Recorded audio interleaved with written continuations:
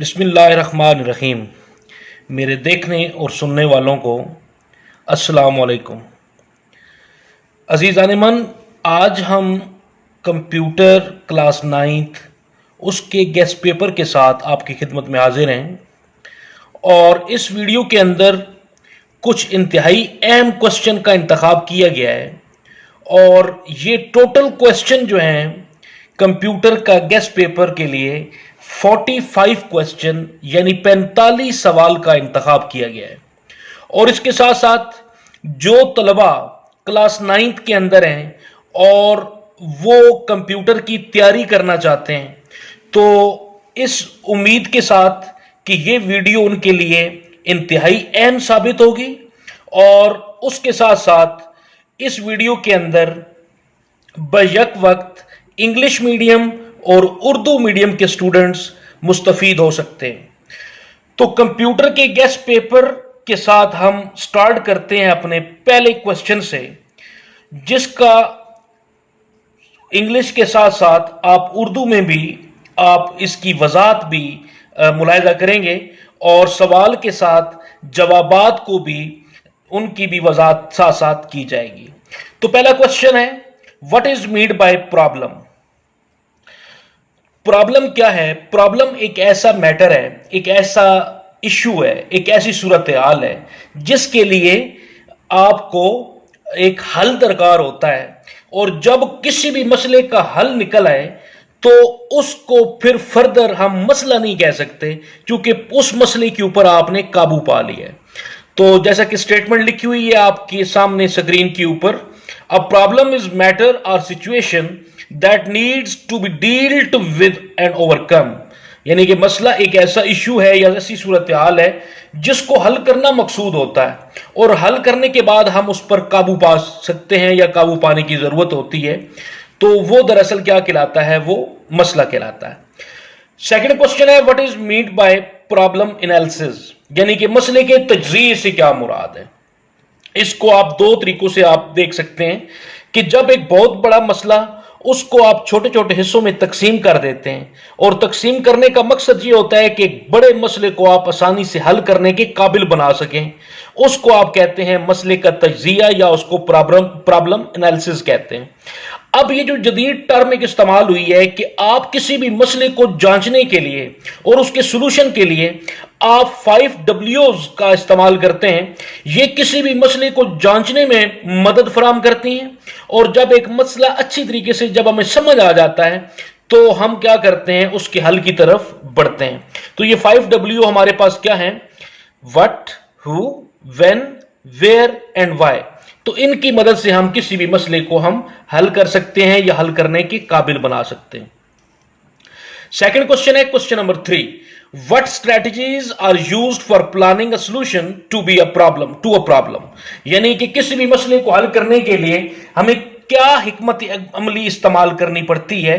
तो ये जो आपके पास 4 टाइप्स लिखी हुई हैं, जब भी कोई मसला दरपेश हो और उसके हल की तरफ जाना हो तो हम दर्ज झेल 4 चीजें जो हैं वो अपनी हिकमत अमली में शामिल करते हैं ताकि किसी भी मसले को आसानी के साथ हम हल कर सकें।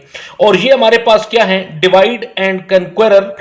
ये जो टर्म इस्तेमाल होती है किसी भी मसले को हल करने के लिए कि तकसीम करो और फतह करो, उसके बाद अंदाजा लगाना, गैस, एक्ट इट आउट। ये एक टर्म नई इस्तेमाल हुई है, इसको फर्दर आगे चल के हम डिटेल से पढ़ेंगे कि इसका मतलब क्या है। और जो फोर्थ वन है वो हमारे पास है प्रोटोटाइप। नेक्स्ट क्वेश्चन है हमारे पास, what is meant by candid solution. इंतहाई मोस्ट इंपॉर्टेंट क्वेश्चन है ये कैंडिड सॉल्यूशन के हवाले से। तो ये सबसे पहले ये बात आप देखें कि जब भी कोई मसला हमें दरपेश होता है तो मसले के हल करने से पहले हम एक मसले का एक एस्टीमेट लगाते हैं या उसको हम कह सकते हैं कि एक अंदाजा लगाते हैं। और ये जो अंदाजा होता है ये एक्चुअल सॉल्यूशन हमें प्रोवाइड नहीं करता लेकिन हमें हल के करीब ले आता है। तो ये जो एक टेक्निक इस्तेमाल होती है किसी भी मसले को हल करने के लिए कि जब भी कोई मसला दरपेश हो हम उसको एक हल करने के लिए एक अपने तौर पे एक अंदाजा लगाएंगे, एक एस्टीमेट लगाएंगे उसका, और एक अनप्लान्ड सॉल्यूशन जो है वो हम सामने रखेंगे और फिर उसको लेके हम आगे बढ़ेंगे। तो ये टेक्निक हमारे पास हमें क्या कहलाती है? कैंडिड सॉल्यूशन कहलाती है।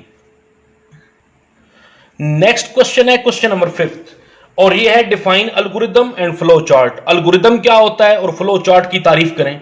तो अल्गोरिदम याद रखें कि जब भी हम किसी मसले को हल करते हैं तो हम एक स्टेप बाय स्टेप जो है वो प्रोसीजर फॉलो करते हैं, यानी कि किसी भी मसले को हल करने के लिए हम तरतीबवार कुछ मराइल हमें तय करना पड़ते हैं, और अगर वो तरतीबवार मराइल तय न करें तो हम अपने सोल्यूशन तक नहीं पहुंच सकते।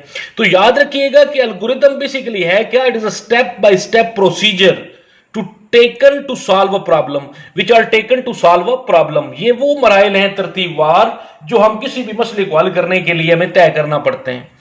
अब इन्हीं तरतीबवार मराइल को जब हम फ्लो चार्ट की शक्ल में जब हम इसको रिप्रेजेंट कर देते हैं तो इसको हम कह सकते हैं कि वो फ्लो चार्ट क्या है। Flow chart is graphical representation of N algorithm.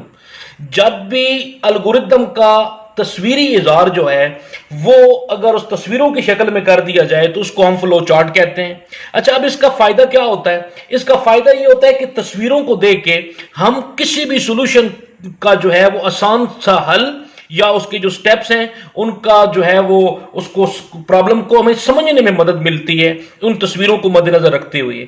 तो फ्लो चार्ट इस हवाले से इंपॉर्टेंट है कि हमें वो सॉल्यूशन या ये जो प्रॉब्लम है उसके सॉल्यूशन को जो है वो सॉल्व करने के लिए जो है वो हमें एक हमारे लिए एक हेल्पफुल जो है वो एक सोर्स के तौर पे काम करता है। तो इसकी डेफिनेशन भी लिखी हुई है, एल्गोरिदम का तस्वीरी इज़हार फ्लो चार्ट कहलाता है और इसका फायदा क्या है कि इससे हमें मसले को समझने में मदद मिलती है। नेक्स्ट क्वेश्चन है what is meant bye well defined problem. ये भी क्वेश्चन इंपॉर्टेंट है, तो इस क्वेश्चन को भी जो है वो पेपर पॉइंट ऑफ व्यू से इसको काफी अहमियत हासिल है। एक वेल डिफाइंड प्रॉब्लम होता क्या है, यानी कि इसको हम कह सकते हैं कि एक मसले को अच्छे तरीके से बयान करने से क्या मुराद है। अजीज तलबा, जब तक याद रखें कि जब तक कोई भी प्रॉब्लम हो, चाहे उस प्रॉब्लम का तल्लुक कंप्यूटर से हो, चाहे कंप्यूटर से हट के हमारी जाती नवीयत का कोई भी मसला हो, तो जब तक उस मसले को अच्छे तरीके से उस मसले से आगाही नहीं होगी तो हम उसके सॉल्यूशन की तरफ नहीं बढ़ सकते। तो यही है वेल डिफाइंड प्रॉब्लम कि a well defined problem is the one that does not contain ambiguities, all the conditions are clearly specified and it has a clear goal. क्या मतलब कि इस मसले के लिए, यानी कि जो भी मसला आपके सामने रखा जाता है या जो आपको मसला दरपेश होता है उसमें किसी किस्म का कोई अबहाम जो है वो नहीं पाया जाना चाहिए, तो तभी हम उस मसले के सॉल्यूशन की तरफ आगे बढ़ सकते हैं। अगर कोई मबहम सी कैफियत है तो उसके सॉल्यूशन जो है वो हम प्रॉपर तरीके से निकालने के काबिल नहीं हो सकते। इसी किस्म के अबहाम को दूर करने का नाम जो है वो है वेल डिफाइंड प्रॉब्लम। जाहिर है वेल डिफाइंड प्रॉब्लम होगा तो सॉल्यूशन की तरफ आगे हम कदम बढ़ाएंगे। नेक्स्ट क्वेश्चन है question number 7 what is meant bye trace table. Trace table क्या है? याद रखिएगा ट्रेस टेबल एक टेक्निक है। इस टेक्निक की मदद से हम किसी भी एल्गोरिदम यानी कि प्रोसीजर, स्टेप बाय स्टेप जो प्रोसीजर है to solve a problem, we are able to solve it. तो solve it and we can test it either it is true और फॉल्स। तो जब भी एल्गोरिदम को टेस्ट करना हो तो टेस्ट करने के लिए एक टर्म इस्तेमाल होती है, एक टेक्निक इस्तेमाल होती है जिस टेक्निक का नाम है ट्रेस टेबल। तो ट्रेस टेबल ही की मदद से हम जो है अपने एल्गोरिदम को टेस्ट कर सकते हैं कि जो भी हमने स्टेप फॉलो किए हैं वो जो है वो दुरुस्त हैं या वो गलत हैं। तो ये जो ट्रेस टेबल होता है ये 26 कतारों और 26 कॉलम्स पर जो है वो कुछ जो है वो अल्फाबेट्स और कुछ खास किस्म की कतारों और टेबल्स पर मुश्तमिल होता है। तो इसकी मदद से हम बेसिकली क्या करते हैं कि गलतियों की निशानदेही करते हैं। नेक्स्ट क्वेश्चन है हमारे पास what do you mean by prototype. Prototype से क्या मुराद है? ये प्रोटोटाइप एक ऐसा अमल है जिसमें डिजाइनर मसले के हल के लिए तस्वीरी इज़हार पेश करता है, और ये हल कोई हतमी नहीं होता बल्कि ये सिर्फ और सिर्फ क्या करता है कि हमें किसी भी प्रॉब्लम्स को सॉल्व करने के लिए हमें एक हेल्प फराहम करता है। तो जिस तरीके से इंग्लिश में स्टेटमेंट लिखी हुई है, this techniques draws a pictorial representation of the solution, it is not the final solution, however it may help a designer to understand the important component of a problem। जो भी मसाइल दरपेश हों, जो भी मसले के हल के लिए जो भी अज्जा जो है वो अहम अज्जा हों जिनकी हमें जरूरत पड़ती है in order to solve a problem, so it is helpful technique. तो प्रोटोटाइप दरअसल क्या है, एक टेक्निक है जो हमें मदद फराहम करती है। ये नेक्स्ट क्वेश्चन जरा देखिएगा, कन्वर्ट 156 बेस 10 इंटू बाइनरी। इसको आपने बाइनरी में चेंज करना है। तो बाइनरी में चेंज करने के लिए हम क्या करते हैं जी, जरा देखें स्क्रीन के ऊपर आपको दिखाई दे रहा होगा कि ये हमारे पास 156 है और 156 को हम क्या कह सकते हैं कि जो चूंकि बाइनरी में लेके जाना है ना, तो बाइनरी में लेके जाने के लिए हम क्या करेंगे, 2 से इसका एलसीएम लेंगे या जिसको हम फैक्टराइजेशन कहते हैं या तजज़ी कहते हैं। तो ये जाएगा 78 टाइम, यानी कि 156 है, डिवाइड करेंगे 2 पे, 78 टाइम जाएगा, रिमाइंडर 0 आ गया। जो 0 आएगा वो आपने एंड में लिखना है। और इसी तरीके से जो नेक्स्ट आपके पास है, फिर 78 को आप देंगे 2 से और ये जाएगा 39 टाइम, पूरा पूरा चला गया, रिमाइंडर एंड पे 0 आ जाएगा। और इसी तरीके से फिर 19 2 38 होता है और एक बच जाता है, चूंकि ऊपर 39 लिखा हुआ है, 39 लिखा हुआ है, वो रिमाइंडर जो है वो आप एक साइड पे लिख देंगे। इसी तरीके से हम क्या करेंगे कि अब ये जो 19 लिखा हुआ है ना हमारे पास, इस 19 को हम ये करेंगे, 2 का टेबल जो 9 टाइम जाएगा, 9 2 8, एक रिमाइंडर आ जाएगा, 1 को हम साइड पे लिख देंगे। फिर 2 4 8, 1 रिमाइंडर साइड पे, 2 2 4, पूरा पूरा चला गया, 0 आ जाएगा, 2 1 2 और रिमाइंडर 0। तो ये जो एंड में हमारे पास वैल्यूज आई जो है वो क्या क्या है, 1 0 0 1 1 1 0 0, ये सारी की सारी वैल्यूज आपने यहां पे लिख देनी है और इस तरीके से इसकी बेस जो है वो 2 बन जाएगी। इस तरीके से हम क्या कर सकते हैं, अपने क्वेश्चन को सॉल्व कर सकते हैं। तो ये है तरीका डेसिमल से बाइनरी में जाने का, ये तरीका कार होता है। इस क्वेश्चन के साथ साथ आप जरा ये भी ध्यान में रखें, बाइनरी क्या होता है। बाइनरी का मतलब होता है बेसिकली 2, यानी कि binary system just consisted of only 2 elements और 2 डिजिट्स, दैट इज 0 and 1।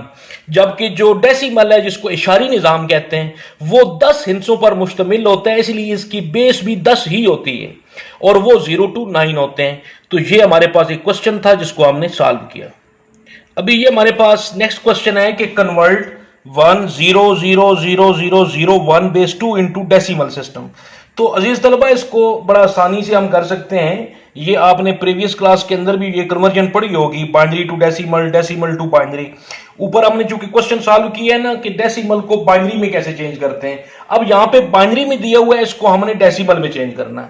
तो याद रखिएगा, ये जो जितनी भी वैल्यूज हैं, ये आपके पास 1 0 0 0 1 बेस 2, हर एक वैल्यूज को आपने क्या करना है, 2 से मल्टीप्लाई, क्योंकि इसकी बेस 2 है तो 2 से हम क्या करेंगे, मल्टीप्लाई करेंगे। 1 into 2 0 into 2 0 into 2 0 into 2 0 into 2 0 into 2 और 1 इंटू 2। दरमियान में जो साइन आपने डाला हुआ है वो आपने प्लस डाला हुआ है। फिर इसका तरीका ये है कि जो बेस है इसकी, चूंकि हर वैल्यू को, ये जो 1 0 0 0 0 0 1, इसको हर एलिमेंट को इसकी बेस से हमने मल्टीप्लाई किया। सेकंड स्टेप जरा ज़हन में रखें, जो बेस होगी उस बेस के ऊपर हमने एक्सपोनेंट देना है, पावर देनी है, और पावर स्टार्ट करनी है 0 से। तो पहली बेस के ऊपर 0, दूसरी के ऊपर 1, फिर 2, फिर 3, फिर 4, फिर 5, फिर 6। तो इसको हमने कैलकुलेट करना है। कैलकुलेट का तरीका, 2 की पावर 6 का मतलब है 2 को 6 टाइम मल्टीप्लाई करना है, यानी कि 6 दफा 2 लिख के आपस में मल्टीप्लाई कर दें तो वो बनेगा 64। बाकी हर वैल्यू 0 वाली, ये देखिए आप 0 से मल्टीप्लाई हो रही है, ये बीच वाले 5 0 जो है ये 0 से मल्टीप्लाई हो रही है ना बेसिस, तो ये सारे 0 ही हो जाएंगे, क्योंकि 0 से मल्टीप्लाई करें तो आंसर 0 आता है। लास्ट में 2 की पावर 0 दी हुई है, तो जिस वैल्यू की पावर जो है वो 0 हो तो वो 1 के बराबर होती है, तो 1 1 सा 1, तो 64 प्लस 1, तो ये आंसर कितना आ जाएगा, 65 आ जाएगा। नीचे क्वेश्चन देखिए, बड़ा इंपॉर्टेंट क्वेश्चन है कि ये कन्वर्ट करना है, आपने तहवील करना है। आपने वैल्यू दी हुई है ABCD बेस 16, इसको आपने बाइनरी में चेंज करना है। तो ये याद रखें कि पहली बात कि हेक्साडेसिमल के अंदर हर वैल्यूज को आप 4 बिट में जाहिर करते हैं। पहली बात ये ध्यान में रखें, हेक्साडेसिमल में हर वैल्यू को आपने 4 बिट में जाहिर करना है।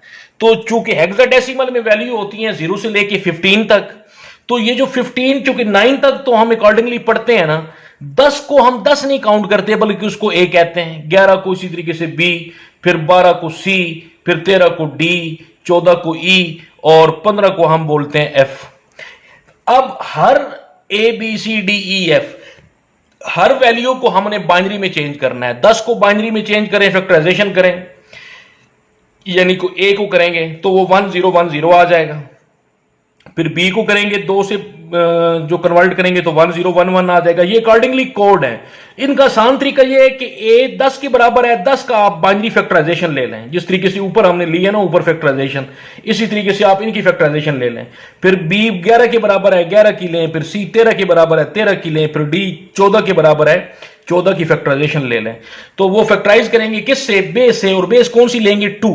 तो 2 के साथ ये 4 बिट में अकॉर्डिंगली वैल्यूज आ जाएंगी, जैसा कि ए की लिखी हुई है 1010, बी की 1011, सी की 1100, डी की 1101। अब ये इकट्ठा लिख के ना, तो ये चारों वैल्यू जिस तरतीब से ये वैल्यू दी हुई है, इनका कोड बाइनरी में आपने तरतीब से लिख देना है, वो बेस बन जाएगी 2। ये तरीका है आपका हेक्साडेसिमल को बाइनरी में तब्दील करने का। अच्छा जी, इसके साथ नेक्स्ट क्वेश्चन है कि what is difference between volatile and non volatile memory. दोनों मेमोरी में फर्क क्या है? तो याद रखें, वोलेटाइल मेमोरी वो होती है कि ऐसी डिवाइस जिसके अंदर डाटा जो है वो सेव रहता है उस वक्त तक जब वो किसी भी पावर सप्लाई के साथ कनेक्टेड हो। तो जब पावर सप्लाई साथ लगी हुई है, यानी कि सिस्टम ऑन है, उसके अंदर डाटा पड़ा हुआ सेव रहेगा, उसको हम बोलते हैं ये हमारे पास वोलेटाइल मेमोरी है। और इसकी एग्जांपल हमारे पास रैम है। और नॉन वोलेटाइल मेमोरी जो परमानेंट मेमोरी भी इसको कहते हैं जो है, और वोलेटाइल जो टेम्परेरी मेमोरी भी है। सवाल घूम के आ सकता है कि टेम्परेरी और परमानेंट मेमोरी में फर्क क्या है, तो यही आंसर है उसका भी। तो नॉन वोलेटाइल के लिए कहा जाता है कि वो मेमोरी जिसके अंदर पड़ा हुआ डाटा चाहे कंप्यूटर पावर सप्लाई के साथ कनेक्टेड हो या ना हो, दोनों सूरतों में उसमें पड़ा हुआ डाटा पड़ा रहेगा, लॉस नहीं होगा। जब लॉस नहीं होगा तो वो डाटा जो है वो परमानेंट तस्वर होगा। तो ऐसी मेमोरी को आप नॉन वोलेटाइल मेमोरी कहते हैं। इसकी एग्जांपल हमारे पास रॉम भी है। नेक्स्ट क्वेश्चन है हमारे पास, प्राइमरी और सेकेंडरी मेमोरी में फर्क क्या है। ये स्क्रीन के ऊपर आपको इमेज नजर आ रहा है दोनों साइडों पे, यानी कि ये वाला भी और ये वाला भी एक ही इमेज है। उर्दू इंग्लिश साथ दोनों जो है मीडियम के लिए मेंशन किया हुआ है, तो इसको जरा आप देख लीजिए। एक तरफ जो हमारे पास है वो सेकेंडरी मेमोरी है, दूसरी तरफ हमारे पास प्राइमरी मेमोरी है। तो प्राइमरी मेमोरी के ये जो फीचर है ये जरा देख लें आप। सबसे पहली बात, ये एक्सपेंसिव है, मीन कि ये महंगी है प्राइमरी मेमोरी, और उसके साथ जो है वो सस्ती मेमोरी है।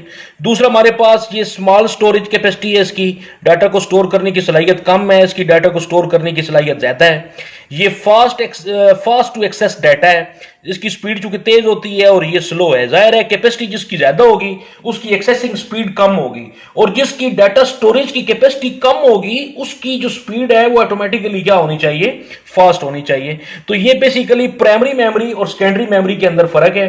प्राइमरी मेमोरी के अंदर फर्दर आप एग्जांपल दे सकते हैं, ये जो रैम रोम है ये प्राइमरी मेमोरी है, और जो सेकेंडरी मेमोरी है ये वाली जो आप देख रहे हैं सेकेंडरी मेमोरी, इसकी जो हमारे पास है टोटल ओवरऑल इसको हम कह सकते हैं कि ये हार्ड डिस्क है, सीडीज हैं, यूएसबी है, इसके अलावा कोई भी डाटा जो है जो वसी पैमाने पर जहां पे स्टोर होता है उसको हम बोलते हैं सेकेंडरी मेमोरी। अजीज तलबा, नेक्स्ट क्वेश्चन है, प्रपोजिशन की तारीफ करें और मिसाल दें। ये प्रेपोजिशन नहीं प्रपोजिशन लफ्ज है, बड़ा इंपॉर्टेंट क्वेश्चन है एग्जाम्स पॉइंट ऑफ व्यू से। तो प्रपोजिशन बेसिकली एक जुमला होता है, कोई सेंटेंस होता है जो एट अ टाइम या तो वो ट्रू होगा, आइदर इट्स ट्रू और फॉल्स, या तो वो ट्रू हो सकता है या फॉल्स हो सकता है, दोनों सूरतें नहीं हो सकती, इसको हम प्रपोजिशन कहते हैं। इसमें एग्जांपल दी हुई है कि मैं नाम क्लास में पढ़ता हूं, अगर तो मैं वाकई पढ़ता हूं तो ये ट्रू होगा, और अगर मैं नहीं पढ़ता तो ये फॉल्स हो जाएगा। So proposition is a sentence which can either be true और फॉल्स। नेक्स्ट क्वेश्चन है ट्रुथ वैल्यूज। ये जो हम किसी भी टेबल को 0 1 की सूरत में लिखते हैं या हम ट्रू या फॉल्स की सूरत में लिखते हैं किसी भी प्रपोजिशन को, इसके रिजल्ट को, यानी कि हम ट्रू ले लेते हैं, फॉल्स ले लेते हैं, या 0 ले लेते हैं या 1 ले लेते हैं, इन 0 1 में वैल्यूज को लिखने को, जाहिर करने को ट्रुथ वैल्यूज कहा जाता है। नेक्स्ट क्वेश्चन है difference between bit and byte. तो याद रखें बिट जो है ये स्मॉलेस्ट यूनिट है जिसके अंदर जो है वो 0 या 1 जो है वो स्टोर किया जा सकता है, तो ये एक ब्लॉक होता है, आप यूं समझ लें। और बाइट क्या होता है? बाइट 8 बिट्स मिलके, यानी कि 8 ब्लॉक मिलके एक बाइट बनाते हैं, और इसके अंदर पूरा वर्ड जो है वो 8 बिट में स्टोर किया जा सकता है। इसको हम बोलते हैं कि ये क्या है? ये हमारे पास बिट और बाइट का कंसेप्ट था। अब ये जो क्वेश्चन आपको दिखाई दे रहा है, इसको जरा देखें आप। इस क्वेश्चन में ये कहा गया है जी कि हमने करना क्या है, हमने जो वैल्यू दी हुई है, इन वैल्यूज को हमने क्या करना है, 69610 बेस 10 है, यानी कि डेसिमल में दिया हुआ है, इसको हेक्साडेसिमल में चेंज करना है। और हेक्साडेसिमल में चूंकि जाना है हमने, तो हम 16 से, हेक्साडेसिमल की बेस चूंकि 16 होती है, 16 से इसको हम सॉल्व करेंगे, यानी कि डिवाइड करेंगे इस वैल्यू को। और ये 69610 को 16 पे डिवाइड करें तो 4350 आता है, और पीछे 10 बच जाता है, 10 मीन ए बच जाता है। अगेन 16 को जब हम करते हैं इस पे, तो ये 271 टाइम जाएगा, और पीछे जो है वो 14 रह जाता है, 14 का मतलब है ई रह जाता है। फिर 16 को इस पे करेंगे, 16 से 256 होता है, और पीछे जो है हमारे पास 15 रह जाएगा, वो एफ के बराबर होता है। फिर 16 का 16 पे 1 टाइम जाएगा, पीछे 0 रह जाएगा। ये करने की जरूरत नहीं है, अगर करते हैं चले कोई बात नहीं। बहरहाल यहां से स्टार्ट करें, तो चूंकि ये 16 1 से वैल्यू जो है ये 116 से कम हो जाती है, तो फिर इसको हम यहां तक ही ले सकते हैं, बाकी लिखने की जरूरत नहीं है। तो अब ये जो वैल्यू रह गई नीचे, 1 आपको नजर आ रहा है, 0 है, एफ है, ई है, ए है, नीचे से आप ऊपर चले जाएं, जो रिमाइंडर बाकी बच जाते हैं, 1 0 एफ ई ए, तो 1 0 एफ ई ए जो है ये हमारा आंसर आ जाएगा, और बेस इसकी 16 हो जाएगी। अच्छा जी, अब नेक्स्ट क्वेश्चन है कि हमने ये जो वैल्यू आपको दी हुई है 1101111, इसको हमने हेक्साडेसिमल से हमने हेक्साडेसिमल में चेंज करना है, यानी कि बाइनरी वैल्यू को हमने किस में चेंज करना है, बाइनरी वैल्यू को हमने हेक्साडेसिमल में। अच्छा, इसका बड़ा आसान तरीका है। क्या तरीका है जी, याद रखें डियर स्टूडेंट्स, हमने जो राइट साइड से ना, यानी कि इस साइड से, ये वाली राइट साइड है आपके पास, आपने 4 बिट के आपने पेयर बना देने हैं, यानी कि ये 1 1 1 1, ये 4 बिट का पेयर बन गया।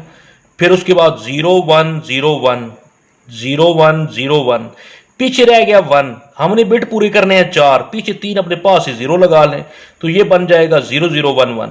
अब अकॉर्डिंगली आपने देखना है कि 1 1 1 1 ये किसका कोड है, तो ये 15 का कोड है, आपने लिख दिया। ये 1 0 1 0 ये 10 का कोड है, तो 10 किसके बराबर होता है, ए के बराबर, ए लिख दिया। ये 0 0 0 1 ये 1 के बराबर होता है। सो ये क्या बन जाएगा, नीचे से आप देखें इस साइड से, तो ये 1 है, अगला जो 4 बिट है, यानी कि 1 0 1 0 वो ए के लिए है, और अगले जो 4 बिट है 1 1 1 1 तो वो एफ के लिए है, तो आगे एफ लिख दिया, तो ये हमारे पास बेस बन गई 16। तो जो भी वैल्यू इस तरीके से आती है, आप इस तरीके से उसको सॉल्व कर सकते हैं। अब ये उल्टा है, क्योंकि पहले हम अभी किया, हमने क्वेश्चन नंबर जो 18 कर रहे हैं उसमें हमने क्या किया, बाइनरी को हमने हेक्साडेसिमल में, अब हेक्साडेसिमल को हमने बाइनरी में चेंज करना है। तरीका क्या है, A23 लिखा हुआ है बेस 16, तो ए का कोड जो हमें पता है वो कितना है, 1 1 0 1 0 1 0, 2 का कोड 1 0 होता है, तो 4 बिट पूरे करने हैं, अपने पास से पीछे 0 लगा देंगे 2। 3 का कोड 1 1 होता है, तो 4 बिट पूरे करने के लिए 0 0 2 0 लगा देंगे। इसी तरीके से फिर लिख देंगे ए के लिए 1 0 1 0, आगे 2 है तो 0 0 1 0, 3 लिखा हुआ है 0 0 1 1, बेस बन जाएगी 2। ये तरीका है कि बाइनरी को हेक्सा में और हेक्सा को बाइनरी में तब्दील कैसे करना है। अच्छा जी, क्वेश्चन नंबर 21 का क्वेश्चन है कि फ्लो चार्ट की अलामतें लिखें। तो बेटे याद रखें कि ये सामने नजर आ रही हैं आपको, ये फ्लो लाइन की है, ये इनपुट आउटपुट की है, ये कनेक्टर है, ये प्रोसेसिंग की अलामत है, ये डिसीजन फैसला साजी के लिए है, और ये ओवल शेप जो है ये एंड और स्टार्ट की है। तो इस तरीके से ये कोई भी पूछ सकता है, 2 पूछ ले, 3 पूछ ले, भले सारी पूछ ले। तो ये 5-6 हैं टोटल, आसान सी याद रख लेनी है। नेक्स्ट क्वेश्चन है आपके पास कि आपने ट्रुथ टेबल लिखना है एंड आर और नॉट का, इनमें से कोई एक भी पूछ सकता है, तीनों पूछ सकता है। तो ये लॉजिकल गेट्स होते हैं जिसमें हम वैल्यूज को ट्रू फॉल्स की सूरत में गेट्स की कॉम्बिनेशन से हम अरेंज करते हैं। तो एंड गेट का मतलब क्या होता है जी, वैल्यूज को आपने मल्टीप्लाई करना है, तो इसके लिए 2 इनपुट चाहिए होती हैं, ए और बी, कॉम्बिनेशन बनता है 0 0 0 1 1 0 1 1। आर का भी यही होता है 0 0 1 0 1 0 1 1। एंड गेट के अंदर मल्टीप्लाई होता है, यानी कि 0 को 0 से दें 0 आएगा, 0 को 1 से दें 0 आएगा, 1 को 0 से दें 1 0 सा 0 और 1 1 सा 1। आर में जबकि जमा करते हैं हम प्लस करते हैं, 0 plus 0 0, 0 plus 1 1, 1 plus 0 1, 1 plus 1 1। Not gate जो होता है वो सिंगल इनपुट के ऊपर काम करता है, और नॉट की वैल्यू जो होती हैं जो इनपुट के तौर पे वो 0 और 1 आती हैं। तो जब नॉट करते हैं तो जो भी 0 हो उसको आप उसका रेसिप्रोकल ले लेते हैं, यानी कि 0 1 में तब्दील हो जाएगा और 1 0 में हो जाएगा। तो ये इसका ट्रुथ टेबल था, कोई एक क्वेश्चन इसमें से आपका आ सकता है। नेक्स्ट क्वेश्चन आप जरा देखें, क्वेश्चन नंबर 23 है, what is mean bye data communication. Data communication का मतलब क्या है कि data exchange of text, exchange of message, exchange of any information between devices, यानी कि डिवाइसेस के दरमियान, आलात के दरमियान, सिस्टम्स के दरमियान, कंप्यूटर्स के दरमियान डाटा का तबादला। एक सिस्टम से कोई आप सेंड कर रहे हैं दूसरे को, जो सेंड करने वाला है वो सेंडर कहलाएगा, जो रिसीव करने वाला है वो रिसीवर कहलाएगा। तो ये जो कम्युनिकेशन होती है ना दो सिस्टम के दरमियान, डाटा का या मालूमात का तबादला, इसको आप क्या कहते हैं? इसको आप डाटा कम्युनिकेशन कहते हैं। अच्छा जी, उसके बाद हमारे पास क्वेश्चन है, right main components of communication system. तो कम्युनिकेशन सिस्टम के कंपोनेंट्स मेन कौन से होते हैं? तो ये जो 4-5 लिखी हुई हैं, सेंडर, रिसीवर, मैसेज, प्रोटोकॉल और मीडियम। नेक्स्ट क्वेश्चन है, प्रोटोकॉल क्या होता है? याद रखिए, प्रोटोकॉल एक फॉर्मल एग्रीमेंट है बिटवीन टू पार्टीज, जो यानी कि ये दूसरे अल्फाज में कह सकते हैं कि it is a set of rules. ये कुछ ऐसे असूलों पर मुश्तमिल दो किसी भी सिस्टम और पार्टीज और एनी कम्युनिकेशन डिवाइसेस एक फॉर्मल सा रस्मी सा मुआहदा होता है जिसके अंदर रहते हुए कोई भी मालूमात between devices, between two parties share की जा सकती हैं, सेंड की जा सकती हैं, रिसीव की जा सकती हैं। तो इसको आप प्रोटोकॉल कहते हैं। तो बहुत सारे प्रोटोकॉल हैं। अच्छा, उनमें से एक प्रोटोकॉल है जी, what is TCP IP protocol. TCP IP क्या है? टीसीपी सबसे पहले इसकी एब्रीविएशन देख लें, ट्रांसमिशन कंट्रोल प्रोटोकॉल, और स्लैश के बाद जो आईपी लिखा हुआ है इसका मतलब होता है, एब्रीविएशन है, इंटरनेट प्रोटोकॉल।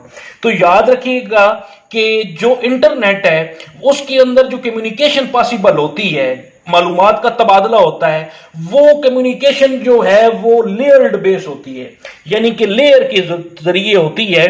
तो इसकी टोटल जो लेयर है वो 7 लेयर हैं, लेकिन आपकी क्लास में 5 लेयर है 9th क्लास के अंदर, तो उन लेयर्स के थ्रू होती है। तो इसकी मदद से अब होता क्या है कि बेसिकली कह सकते हैं कि the TCP IP is suit of protocols, यानी कि ये बहुत सारे प्रोटोकॉल्स का मजमूआ है। इसके अंदर HTTP है जो है वो, इसके अलावा HTTP hyper text transfer protocol, इसके अलावा जो है वो जो है फाइल ट्रांसफर प्रोटोकॉल, FTP भी कह सकते हैं, SMTP होता है, सेंड मेल ट्रांसफर प्रोटोकॉल। तो ये 4-5 प्रोटोकॉल जो मेन आपके सिलेबस में है उसका कॉम्बिनेशन होता है। तो ये हर प्रोटोकॉल अपने डिफरेंट मकसद के लिए इस्तेमाल होता है, और it provide end to end connectivity between devices. ये डाटा जो है डिवाइसेस के दरमियान राब्ते का जरिया बनता है। नेक्स्ट क्वेश्चन है कि FTP क्या है? तो याद रखें, FTP जिस तरीके से अभी आपने suit, TCP IP is a suit of protocols अभी आपने सुना, यानी कि बहुत सारे प्रोटोकॉल्स का मजमूआ। तो ये उसमें से एक FTP भी है। FTP stand for file transfer protocol. तो ये किसी भी टू डिवाइसेस के दरमियान, दो कंप्यूटर्स के दरमियान, दो आलात के दरमियान मालूमात के तबादला, यानी कि जो फाइल हम शेयर करते हैं, डाटा शेयर करते हैं, तो वो FTP की वजह से शेयर होता है, और एक सेंड करता है, दूसरा रिसीव कर लेता है।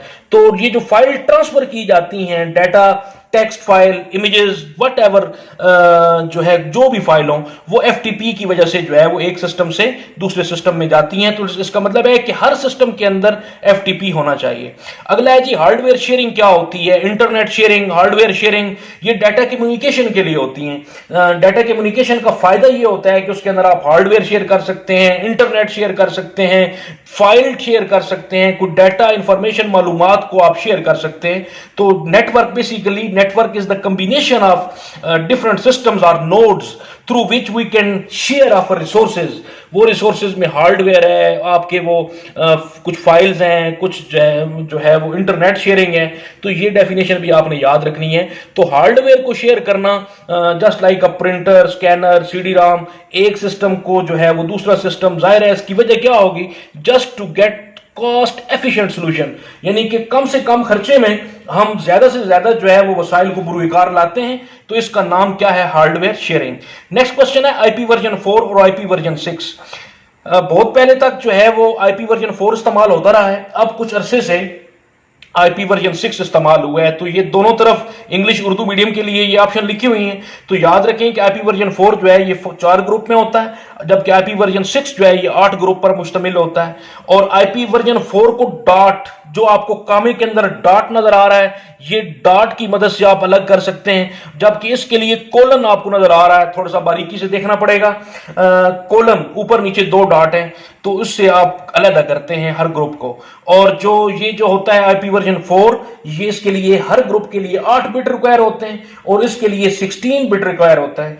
अब ये जो है ये 32 बिट्स पर मुश्तमिल होता है, और ये जो आईपी वर्जन 6 है जो आजकल रिसेंटली इस्तेमाल हो रहा है, ये 128 बिट्स पर मुश्तमिल है। तो मजीद इसको, इसकी वजाहत के लिए, ज्यादा डेप्थ में जाने के लिए इसी चैनल के ऊपर एक वीडियो है नेटवर्क से रिलेटेड, तो आप मजीद जो है वो मालूमात वहां से भी हासिल कर सकते हैं, सर्च कर लीजिएगा। अच्छा, नेक्स्ट क्वेश्चन है जी, what is meant by ISP? ISP stand for internet service provider. तो ये एक ऐसी कंपनी है जो हमें नेटवर्क, इंटरनेट की सहूलत फराहम करती है, उसे हम आईपी कहते हैं। तो सिंपल सा सवाल है, व्हाट इज राउटर? राउटर क्या है? राउटर एक नेटवर्क डिवाइस है जो डिफरेंट नेटवर्क को आपस में जोड़ती है और डाटा का शेयरिंग का के लिए या डाटा के फॉरवर्ड करने के लिए डाटा को पैकेट की सूरत में एक नेटवर्क से दूसरे नेटवर्क को या एक सिस्टम से दूसरे सिस्टम को पहुंचाती है। तो ये राउटर बेसिकली एक फिजिकल डिवाइस है, एक तबई हालत में जो है ये एक डिवाइस है, तो ये नेटवर्क के लिए इस्तेमाल होती है। नेक्स्ट क्वेश्चन है, डिफाइन पायरेसी। पायरेसी क्या है? Piracy mean making illegal copies. जब भी किसी सॉफ्टवेयर की हम गैर कानूनी कॉपी, सॉफ्टवेयर को कॉपी कर लें, लेकिन वो कॉपी गैर कानूनी हो, जिसने उसको परचेज किया हुआ है, जिसने उसको प्रोटेक्ट किया हुआ है, जिसने उसके कॉपीराइट ली हुई हैं, तो हम उसकी परमिशन के बगैर उसको हम जो है वो एक कह सकते हैं कि चोरी कर लें। तो ये एक जाहिर है इलीगल एक्ट है हमारा, तो गैर कानूनी जो है वो हमारा एक फेल है, तो उसको हम जो है कंप्यूटर की टर्म में पायरेसी कहते हैं। उसके बाद क्वेश्चन है, डिफाइन ओपन सोर्स सॉफ्टवेयर। अच्छा, अब कुछ ऐसे इंटरनेट के ऊपर सॉफ्टवेयर पड़ी हुई हैं जिनके ऊपर कोई कॉपीराइट नहीं है, हम आसानी से उनको डाउनलोड कर लें, आसानी से इंस्टॉल कर लें, उसका सोर्स कोड चेंज करें, उसको कॉपी करें, वट एवर वी वांट। तो जो कुछ भी करना चाहे हम कर सकते हैं, तो उनका नाम ही रखा गया है ओपन सोर्स सॉफ्टवेयर। इनके ऊपर किसी किस्म की कोई पनिश नहीं, कोई गैर कानूनी ये फेल नहीं, तो उनको हम आसानी से हैंडल कर सकते हैं, डाउनलोड करते हुए हम बाज़-औक़ात। नेक्स्ट क्वेश्चन है, कॉपीराइट सॉफ्टवेयर कौन से होते हैं? भाई कॉपीराइट सॉफ्टवेयर वो होते हैं वो गैर कानूनी, जिनको हम गैर कानूनी तौर पर इस्तेमाल करें सॉफ्टवेयर को, जब इस्तेमाल करेंगे तो फिर जाहिर है उसके ऊपर जो है वो हम सजा के मुर्तकिब भी पाए जाएंगे, तो ये पनिशेबल होते हैं, इनकी सजा होती है। तो ये कानूनी तौर पर हम जो है वो इन ऐसे सॉफ्टवेयर को जो लाइसेंस्ड हों और या जो जिन्होंने कॉपीराइट ली हुई हो लोगों ने, उनके हकूक उन्हें हासिल हों। कॉपीराइट लॉ का मतलब है उन्हें उनके हकूक उन्होंने खरीदी हुई होते हैं, तो उनको खरीदे हुए हकूक को हम तार तार करते हुए हम किसी का कोई सॉफ्टवेयर चोरी कर लें, गैर कानूनी तौर पर हासिल कर लें, तो ये बेसिकली सॉफ्टवेयर जो है ये कॉपीराइट, तो ये पनिशेबल यानी कि काबिल सजा अमल है। नेक्स्ट क्वेश्चन है जी, हमारा सॉफ्ट लिफ्टिंग क्या होते हैं? अच्छा, अब कुछ ऐसे सॉफ्टवेयर होते हैं रोजमर्रा जिंदगी में, बच्चों आपने देखा होगा, आप किसी से सीडी ले लेते हैं, किसी दोस्त से, किसी जानने वाले से, किसी कुलीग से, किसी साथी से, आप उधारे को सॉफ्टवेयर ले लेते हैं और उसको अपने इस्तेमाल में ले आते हैं। तो ये ऐसे सॉफ्टवेयर को आप क्या बोलते हैं? Soft lifting. यानी कि आपने जिस तरीके से लिफ्ट ले ली, उसको ये कह लें, तो सॉफ्टवेयर आपने लिफ्ट कर लिया, तो उठा लिया किसी का इजाजत, लेकिन उसके लिए जरूरी है कि वो उधारा हो, इजाजत ली हुई हो, ऐसे सॉफ्टवेयर को हम सॉफ्ट लिफ्टिंग कहते हैं। अच्छा, आगे एक टर्म इस्तेमाल हुई है, क्वेश्चन नंबर 37, टोटल क्वेश्चन 45 है, 4-5 मिनट मजीद लेंगे आपके। What is meant by Vigenere cipher table? ये टेबल है क्या? ये एक मुतबादिल वेगनियर है जिसमें एक टेबल की मदद से सादा मतन का मुतबादिल पेश करता है, यानी कि which uses a table for substitute the letter of plain text. तो सादा मतन का ये मुतबादिल पेश कर देता है, तो ये बेसिकली डाटा को प्रोटेक्ट करने का एक जरिया है, आप यूं समझें। तो it consist of 26 rows and 26 column of alphabets. तो इसको मजीद आप डिटेल में जाने से बेहतर आप इतनी इंफॉर्मेशन आपके पास होनी चाहिए, जस्ट उसके अंदर वो ये क्वेश्चन करेगा कि वो बेसिकली होता क्या है। अच्छा जी, ये एक बड़ा इंपॉर्टेंट क्वेश्चन है, इंपॉर्टेंट क्वेश्चन इस सेंस में, सॉफ्टवेयर की अच्छे सॉफ्टवेयर की क्या सॉफ्टवेयर कह रहा हूं, पासवर्ड की क्या खसूसियात है? तो याद रखें कि पासवर्ड सबसे अच्छा तो वो होता है जो कोई गेस ना कर सके। तो ये कम से कम इसके लिए ये जो है वो 8 कैरेक्टर पर मुश्तमिल होना चाहिए। इसके अंदर बड़े हरूफ अंग्रेजी के, छोटे हरूफ, एदाद, स्पेशल कैरेक्टर हों तो वो अच्छा सॉफ्टवेयर अच्छा पासवर्ड कहलाता है। नेक्स्ट है what is mean by cyber crime. Cyber crime है क्या? A crime in which computer network are used for unauthorized purpose is called cyber crime. जिसमें कंप्यूटर, किसी कंप्यूटर को आप जो है वो गैर मजाज लोग जो है उसको इस्तेमाल करना शुरू कर दें, जिनको अथॉरिटी ही नहीं है, वो गैर मजाज हैं, तो वो हमारे कंप्यूटर में किसी ना किसी तरीके से जो है वो एंटर हो जाएं, कंप्यूटर को ओपन कर लें, उसमें से डाटा ले लें, तो ये एक जुर्म तस्वर होता है आज की दुनिया में। तो ये भी साइबर क्राइम के ऊपर मेरा पूरा एक लेक्चर है, आप डिटेल से उसको दूसरी वीडियो इसी चैनल के ऊपर पड़ी हुई है, वो आप चेक कर सकते हैं। बहरहाल तो ये साइबर क्राइम कहलाता है। नेक्स्ट आपके पास क्वेश्चन है जी, डिफाइन HTML। HTML क्या है? HTML बेसिकली याद रखें ये हाइपर टेक्स्ट मार्कअप लैंग्वेज इसका एब्रीवेशन है। तो ये एक बड़ी सिंपल सी लैंग्वेज है जो क्यों इस्तेमाल होती है? वेब पेजेस बनाने के लिए, वेबसाइट्स बनाने के लिए। वेबसाइट डिफरेंट पेजेस पर मुश्तमिल होती हैं, तो ये पेज को क्रिएट करने के लिए HTML इस्तेमाल होती है। और इसके अंदर फिर दो टर्म इस्तेमाल होती हैं, एक हाइपर टेक्स्ट, एक मार्कअप। ये अलग से क्वेश्चन आ सकता है, याद रखिए हाइपर टेक्स्ट क्या होता है, मार्कअप क्या होता है। तो ये वाला आंसर याद करेंगे, तीनों चारों सवाल आपके कवर हो सकते हैं इस 2-3 लाइनों के अंदर। तो ये जो हाइपर टेक्स्ट है ये लिंक मुहैया करता है, उस लिंक के ऊपर क्लिक करके आप पेज के अंदर एक पेज से दूसरे पेज में मूव कर सकते हैं। जबकि मार्कअप जो है इसका वो वेब पेजेस पर मुख्तलिफ एलिमेंट को जाहिर करता है और फिर एलिमेंट को जाहिर करने के लिए मुख्तलिफ टैग का इस्तेमाल करता है, जिसे आप मार्कअप वेब मार्कअप कहते हैं। फिर इसके अंदर एक क्वेश्चन है जी 41, डिफाइन पेयर टैग्स। अब बच्चों टैग्स की दो किस्में होती हैं, एक होते हैं जो वो सिंगुलर टैग होते हैं और दूसरे जो हैं वो उनको हम कह सकते हैं पेयर टैग्स। पेयर टैग्स यानी कि पेयर जोड़े के टैग्स जोड़े में इस्तेमाल होते हैं, जो कि स्टार्ट और एंड की निशानदेही करते हैं। स्टार्ट पे भी टैग दिया जाता है, एंड पे भी दिया जाता है। बिटवीन टैग्स जो है, टैग्स के दरमियान आप कोई भी कंटेंट्स पेश करते हैं तो उसको आप उन कंटेंट्स में कोई भी मवाद अपना आप लिख सकते हैं। जबकि सिंगुलर टैग वो होते हैं जो अकेले यूज हो, यानी कि उनका स्टार्ट एंड वाला चक्कर ना हो, वो सिर्फ सिंपली जो है वो एंड पॉइंट को जाहिर ना करें, सिंपली एक टैग दे दें। जिस तरीके से यहां पे आपको ब्रैकेट के अंदर BR दिखाई दे रहा है और ऊपर देखें तो जो है ये जो दूसरा है ये P आपको दिखाई दे रहा है और ये /P के साथ टैग दिए हुए है, तो ये स्टार्ट और ये एंड शो करता है। जबकि इसके साथ कोई आपके साथ जो है // कुछ भी नहीं, तो ये सिंगुलर टैग्स के तौर पे काम करते हैं। क्वेश्चन नंबर 43 हमारे पास है। क्वेश्चन नंबर 43 है जी, एंकर क्या है? एंकर दरअसल anchor links allow you to go from one part of the same page to another. एक ही वेबसाइट के डिफरेंट पेजेस हों, उन पेजेस के ऊपर जो लिंक दी हुई होते हैं, जिनके ऊपर आप माउस का कर्सर लेके जाएं तो उनका जो है एक हादसा बन जाता है उनके ऊपर, तो वो बेसिकली उसको जब क्लिक करेंगे तो उसका लिंक पीछे किसी और पेज के साथ जुड़ा हुआ होगा या किसी और जगह पे आपको ले जाएगा, तो उसको आप एंकर कहते हैं। लास्ट क्वेश्चन है हमारे पास, बड़ा important, last mean second last question है, क्वेश्चन नंबर 44। ये लॉन्ग में भी आ सकता है, डिफरेंट यूनिट्स ऑफ मेमोरी आपको दी हुई हैं, बिट बाइट ऊपर डिक्लेयर हो चुका है। किलोबाइट 1 KB किसके बराबर है? 1024 बाइट्स के बराबर। मेगा 1 MB किसके बराबर? 1024 KB के बराबर। और 1 GB 1024 MB के बराबर। 1 TB 1024 GB के बराबर। 1 पीटाबाइट जो है वो 1024 टेराबाइट के बराबर है। तो ये 10 की पावर 10 to 4 की पावर जो है वो 1 है, 1024 की ताकत 2 बाइट्स, और 1 GB 1024 की ताकत 3 बाइट्स, 1 टेराबाइट 1024 की ताकत 4 बाइट्स, 1 पीटाबाइट 1024 की ताकत 5 बाइट्स। अच्छा, अब लास्ट क्वेश्चन है, ये जरा ध्यान में रखें। लास्ट क्वेश्चन ये सिंपल क्वेश्चन है, write down algorithm and make flow chart. आपने क्या करना है जी, कोई भी आपको क्वेश्चन आ सकता है आपका कि कोई भी वो आपको एक प्रोग्राम दे दे, एक प्रॉब्लम दे दे, जिसको सॉल्व करने के लिए आपने फ्लो चार्ट बनाना हो, उसका एल्गोरिथम लिखना हो। जस्ट मैं आपको ये कहता हूं कि आपको एक मैं छोटा सा टास्क दे रहा हूं, तो उसका तरतीब भी समझा रहा हूं कि just in order to make a tea, आपने चाय बनानी है, इसका एल्गोरिथम लिखें। तो चाय बनाने के लिए सबसे पहला जो काम आपने करना है वो पानी लेना है। आपने एक बर्तन में पानी डाल के आपने उसको चूल्हे पे रखना है, उसको गर्म करना है। उसके लिए उसके अंदर इनपुट डालनी है। इनपुट क्या होगी? चाय की पत्ती होगी, शुगर होगी, इसके अलावा जो है वो जो कुछ भी डालना चाहें आप, उसको आपने बॉयल करना है। ये तीसरा स्टेप है।